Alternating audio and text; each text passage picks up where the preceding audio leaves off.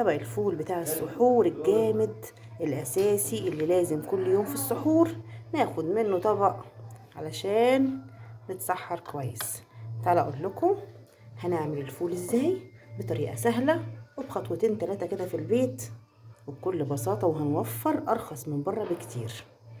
تعالوا معايا اقول لكم الطريقه. اهلا بيكم في قناتي تجربه ايمي. هنعمل مع بعض النهارده الفول المدمس.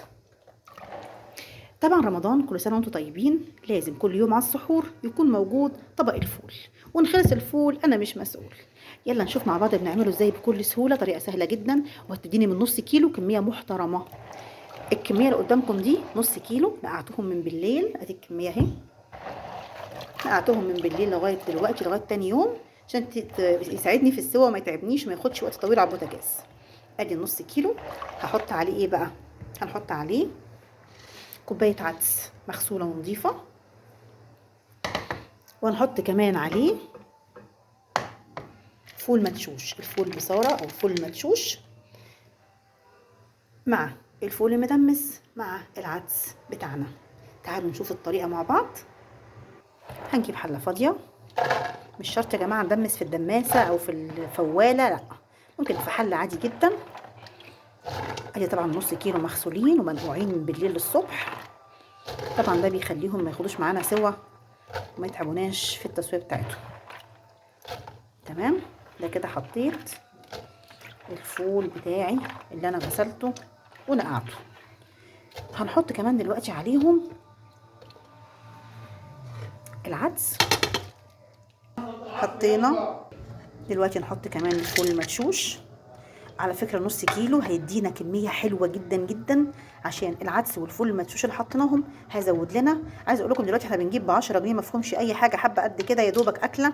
لكن احنا لما نجيب نص، على فكرة الكيلو ب45، انا جبت نص كيلو ب22 جنيه ونص. هيعمل معايا يا جماعه اكتر من اكله، بدل ما نجيب كل يوم ب10. بالعكس، ده هنعمل اللي يقعد معانا ويتسحر بيه كذا يوم وباقل من بره بكتير. ادي الكميه اهي. تمام كده، حاطين الفول وحاطين كوبايه عدس وكوبايه فول مدشوش. هنزود ايه عليهم تاني بقى؟ هنزود بقى التركه اللي بتخلي لونهم اصفر وجميل وطعمهم تحفه، الجزر. دي جزرايه مبشوره، وهنزل على الفول بالجزر. الجزر بيديله قيمة غذائية عالية، بيديله طعم مسكر، بيخلي لونه أصفر وجميل جدا جدا. كمان فاضل آخر حاجة هنحطها كمان عليه، واحدة طماطماية، واحدة طماطم كده متقطعة 4. وكده بقى تمام التمام. هنزود بقى المية ونحطه على البوتاجاز. أنا غطيت الفول بالمية خالص زي ما انتم شايفين كده، كمية مية حلوة عشان ما ازودهاش كل شوية. وملحوظة مهمة جدا، لما نزود الفول لازم نزوده بمية سخنة، ما ينفعش نزوده بمية ساقعة، ده هيخلي لونه يغمق يبقى اسمر ومش حلو. هنغطي بقى عليه ونحطه على البوتاجاز ونوطي النار خالص ونسيبه ياخد سواء براحته، وما نفتحش عليه اقل من ساعة ونص، ساعتين. بس تكون طبعا اهم حاجه تكون طبعا الواطيه بتاعتنا تبقاش نار عاليه. هنسيبه على البوتاجاز ونشوف بقى بعد شويه، نكشف ونشوف الدنيا فيها ايه. ادي الفول بعد ما استوى وسبته يبرد شويه. شايفين اللون؟ شايفين اللون ما شاء الله، ومستوي جدا.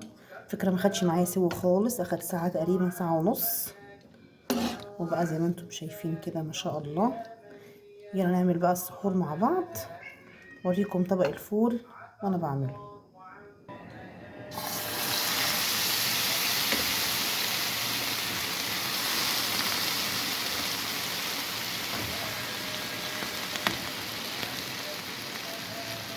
ده طبق الفول بعد ما غرفته، عليه معلقة زبدة، حاجة كده عظمة. شايفين الجمال؟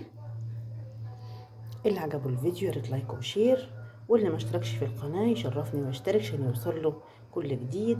ورمضان كريم، كل سنة وانتم طيبين.